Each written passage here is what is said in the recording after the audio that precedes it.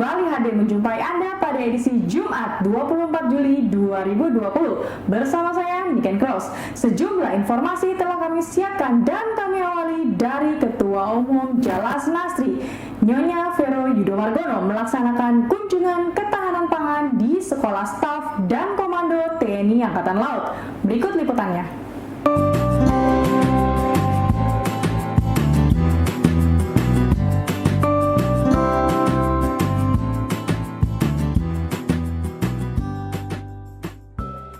Ketua Umum Jalas Nasri Nyonya Vero Yudomargono melaksanakan kunjungan ketahanan pangan di Sekolah Staf dan Komando TNI Angkatan Laut yang diterima langsung oleh Ketua Jalas Nasri CBS Seskwal Nyonya Dewi Iwan Isnurwanto beserta para pengurus di lobi Auditorium Yosudarso Seskwal Cipulir, Jakarta Selatan. Turut menyambut kedatangan Ketua Umum Jalas Nasri beserta rombongan Komandan Seskwal Laksamana Muda TNI Dr. Iwan Isnurwanto dan para pejabat utama Seskwal. Pada kunjungan ini, Ketua Umum Jalas Nasri didampingi para pengurus inti Jalas Nasri Pusat dan para ketua unsur Bakor Jalas Nasri Wilayah Jakarta. Seusai pelaksanaan foto bersama di Plaza Dharma Wiratama, Ketua Umum Jalas Nasri beserta rombongan melaksanakan peninjauan kolam bioflok yang berlokasi di sisi belakang Mes Bintara, Tamtama Usman Harun. Kolam bioflok berisikan ikan lele, nila, patin, mujair, dan gurame tersebut dikelola dan dirawat oleh masing-masing satuan kerja Seskwal. Pada kesempatan ini, Ketua Umum dan Wakil Ketua Umum Jalas Nasri berkesempatan menebarkan benih ikan nila sebanyak 500 ekor dengan ukuran 6-8 cm. Selanjutnya, rombongan melanjutkan peninjauan lahan ketahanan pangan yang terletak di area belakang kantor Korsis Seskwal.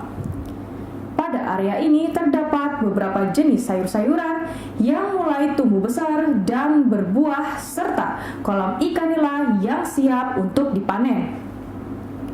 Pada kesempatan ini, Ketua Umum Jalas Nasri beserta rombongan berkesempatan memanen sayuran, ikan nila, lele, ubi, dan singkong. Ketua Umum Jalas Nasri berkesempatan memberikan hasil panen kepada perwakilan anggota Seskwal dan PHL Seskwal. Dalam sambutannya, Ketua Umum Jalas Nasri berharap agar kegiatan pemanfaatan lahan ini dapat menjadi contoh dan berjalan secara berkelanjutan serta sebagai upaya membantu ketersediaan bahan pangan bagi warga Seskwal khususnya dan bagi masyarakat sekitar pada umumnya.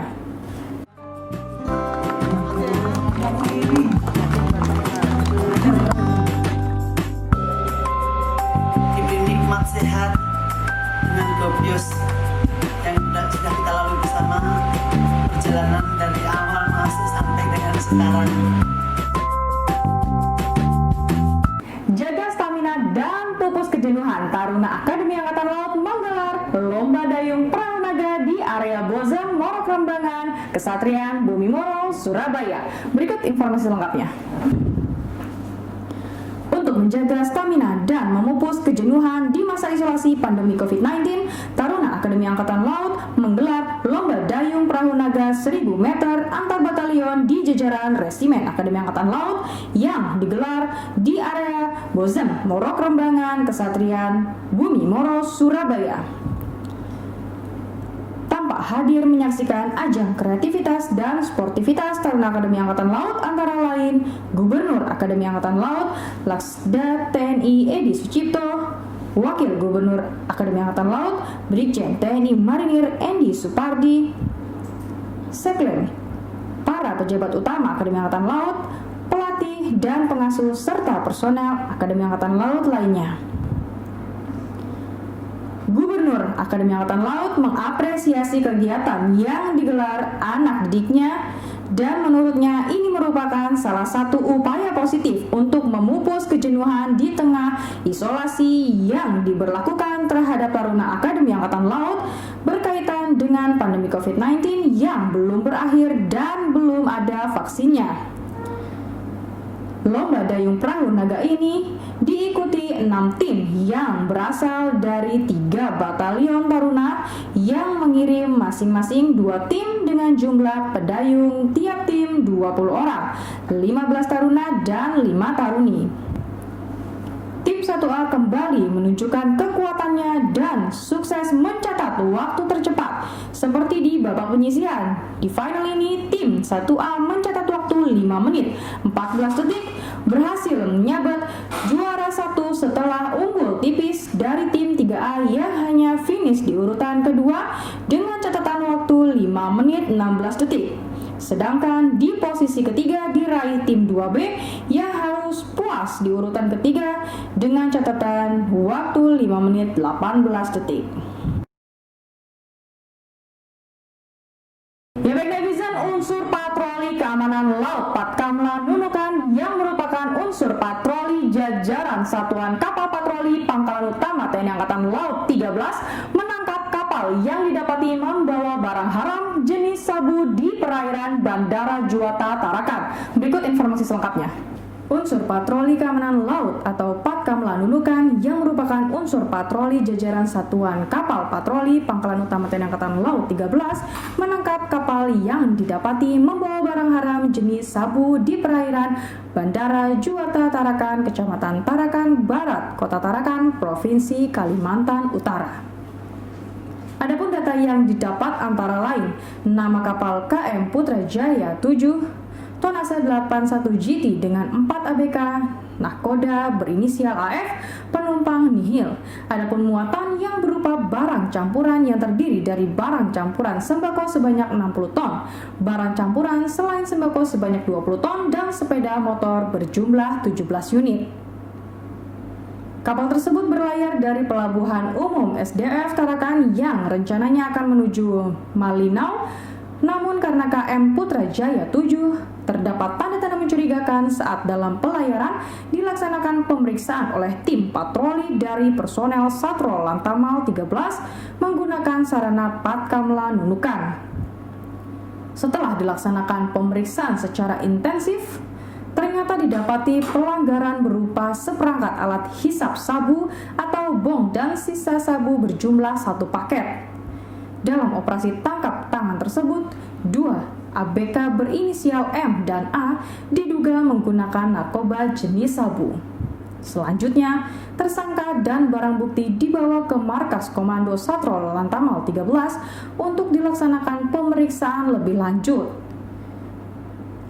Di sela pemeriksaan tersangka, Perwira Staf Operasi Satuan Kapal Patroli Pangkalan Utama TNI Angkatan Laut 13, Letkol Laut Pelaut Surya Ari Muryanto menegaskan bahwa Lantamal 13 berkomitmen akan menindak tegas semua kegiatan yang melanggar hukum di laut, khususnya di perairan wilayah kerja Lantamal 13.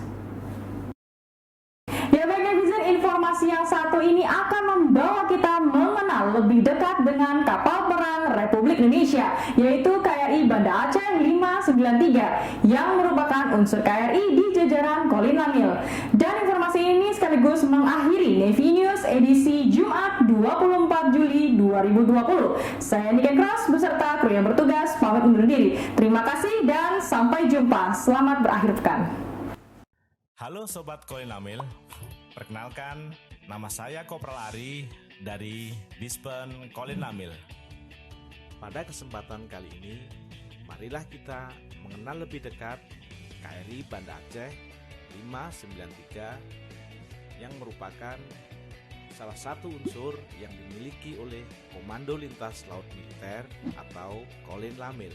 KRI Banda Aceh adalah kapal jenis LPD, yaitu Landing Platform Dock, yang dimiliki oleh Kolin Lamil, Komando Lintas Laut Militer. Kapal ini merupakan karya asli anak bangsa yang dibuat oleh PT PAL Surabaya selama 36 bulan pembuatannya.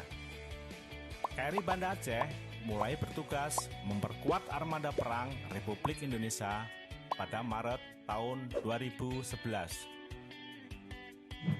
Kapal ini mempunyai panjang 125 meter dan lebar 25 meter dilengkapi ruang CIC untuk sistem kendali senjata atau fire control system dan mampu melaksanakan self-defense, serta untuk melindungi pendaratan pasukan dan kendaraan taktis serta tempur untuk pengendalian pendaratan helikopter.